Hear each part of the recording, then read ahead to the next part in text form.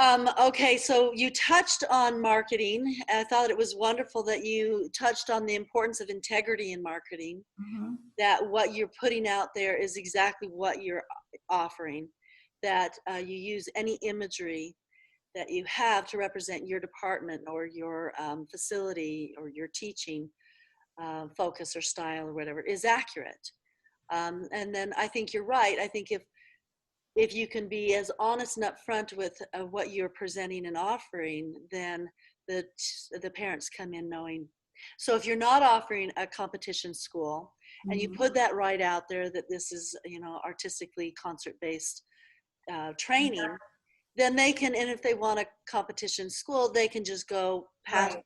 Which is what we had on our website too, is that we said, we are not a competition school. This is Right. a ballet school. We offer these other genres of dance that support, um, that support ballet dancers or modern dancers and contemporary dancers, tap, Broadway stuff. But right off the bat, we're like, we are not a competition school. Yeah. So I think that's really important in marketing, is to be really Mm-hmm. clear with that. Yeah. You can't put big, huge, long paragraphs of stuff because people won't read through that. No. So being able to succinctly put what you are, who you are, and sell that is a real And also key. keep the pictures around the same color tone. Mm. And also put pictures of what you expect with the younger children. Their uniforms, their hair is immaculately combed and put up in a bun. And you want to, so if I'm a young parent, I'm like, oh, I want my little girl to be in that class with clean hair and perfect uniform and nice white, socks and belly shoes or tights and belly shoes. I think that's important to show The discipline. the discipline, because yeah. But this is not playtime. I know there's some studios that are for playtime, or they do offer that kind of a business, but that's just not for me. But there is a place for that. I know there's a lot of places that do very well, and they have mommy and me classes and all kinds of stuff. And So good. know who you are before you go out there and to open Yeah. up a business. Know who you are, what you want to do, and Yeah. then stay true to that. Why is learning to dance important to you? Or to them? What would you say to? Well, I can only say that I have learned that when a student commits to something outside of their academic life and they continue from maybe a child, but they continue all the way through the hard times through high school, it just sets them up for life in every way. They have an easier time in college. And I have to say that a lot of my students that didn't become professional dancers, they are attorneys. And of course, they're very disciplined people. How you do anything is how you do everything. So if you're a person that's getting good grades, or you're a student, and no matter what, I had a student, she never missed one day of class. I think one time she missed a class, and she called me a week in advance to tell me that she was going to miss the class. And then she kept reminding me all the way through. And that girl's at Stanford right now. And she's in grad school at Stanford. It's just like, and she's like on the dean's list. And I was like, that's how she always was. So it can bring that discipline, and just having to where I read a thing once, Diane Weiss, the Broadway star, she said ballet class was a place that I knew what to expect.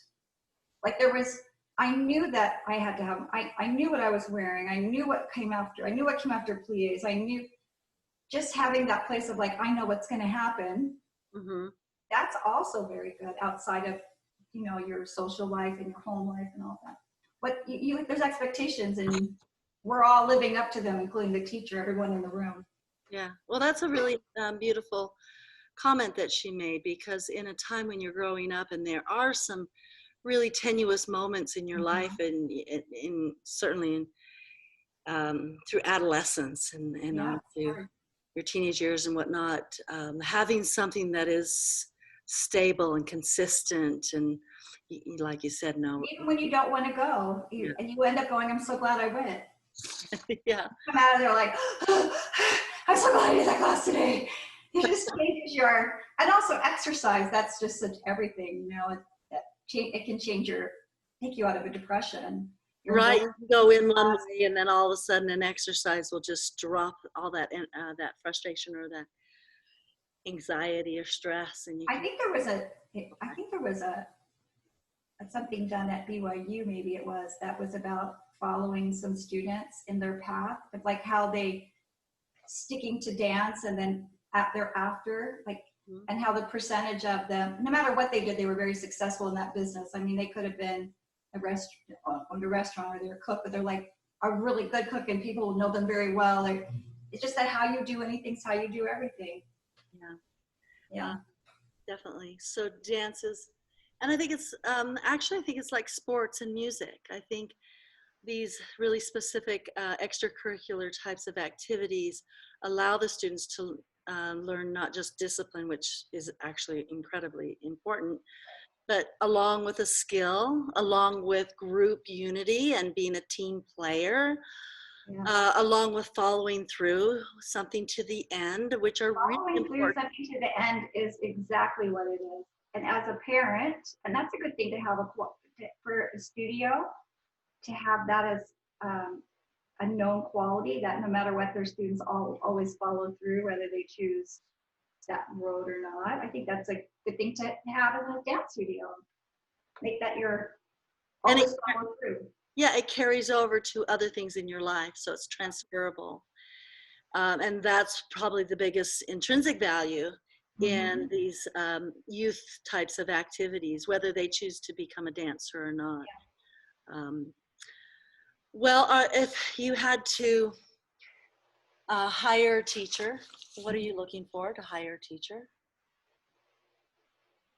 I'm actually looking for a lot of experience. I think that they need to have some experience in the business. They need to have had a little bit of time paying their bills because of their art form.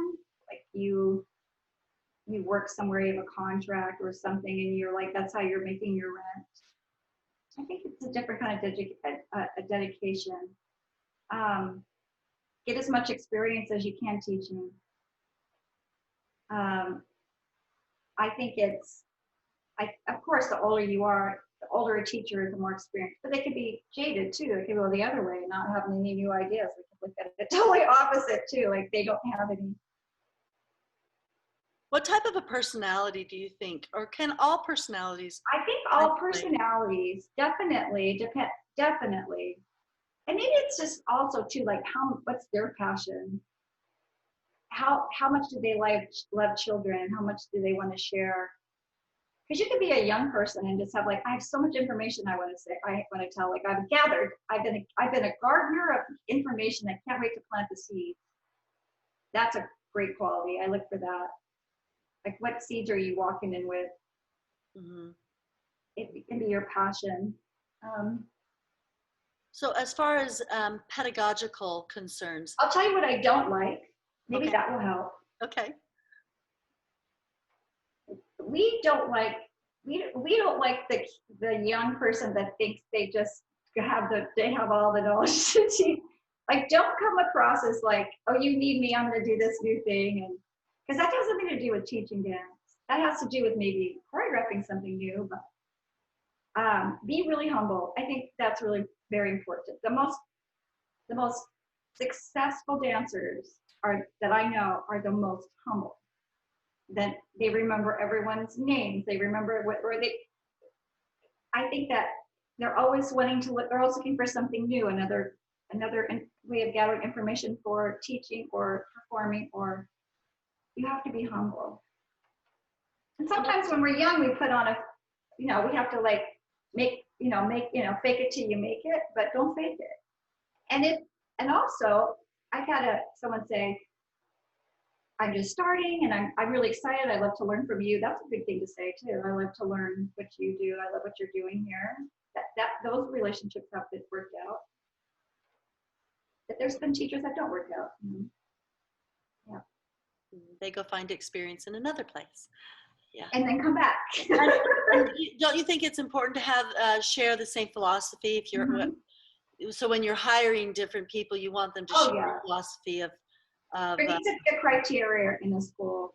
Once you have too many different ideas and it doesn't work, and it's not clear to the kid, they can't possibly go, well, when I'm with this person, I do it this way. For ballet, especially because there's so many different ways of teaching ballet. But like, we're in this class, and that's for professionals, not for children. Children need to have it one way. right. And what seems boring to us, because we're repeating something, is not to them. It needs to be repetitive, and it needs to come from all the teachers. There can be slight differences, but as long as everyone is respecting each other. My mom taught RED for years, and I teach balancing technique, and we just found a way to make it work out. This works good for this age. Now we switch to this. So you can actually blend them together and create a great foundation, and then flourish the kids forward. But you have to be willing to discuss with the other teachers too. Maybe you guys disagree with it, but we can have a healthy conversation about why we feel one way. So, but the minute somebody feels like they're shut off, and it doesn't work in a studio. It stops working. Yeah. So the idea of competition versus art-based, concert-based, and that's a philosophical point of view. So bringing a teacher in and letting them know right down off the bat that this is our focus and this is our direction. We're not going down this direction, and making sure that they're on the same page or that they can support that. If they can't, then, it's better to look for a different studio to be part of. But yeah. I think a competition studio does well when there are, on one hand, a bunch of the competition people, but then on the other hand, the not. And maybe in your ballet or your older genres of teaching, that's like, we're not competing, we're training, but then these people, I think that can work too, but it can't work with just with a concert work studio. Or I think it's important that not, because then all the teachers will start competing with each other too. I think it's important to have a non-competitive few of them thrown in with the mix. I think that's important. Okay, good. That makes sense. Let me recap what you just said to make sure that I heard it and that my students will hear it. So you're saying that it's good in any studio to have a non-competitive teaching methodology or teaching focus somewhere within the educational process in any studio. But if your only focus in your direction is to teach for concert, it can be destructive, or it can kind of influence the focus if a competitive or competition focus comes in. So it can play against it if you're a really strict concert program, but it can be supportive if you're a competitive program. Because the competition just it's just too much. And I've seen teachers compete with each other, and we see it all the time. There's teachers that are together forever, and then now they've divided, and they happens a lot. But the ones that tend to stay longer together is when you have the teachers with the non-competitive minded teachers. It works better if they have a blend. But I think that for competition school, they can't all be thinking that all the time. Okay, that's very interesting. I don't think so. Because somebody has to be about the work.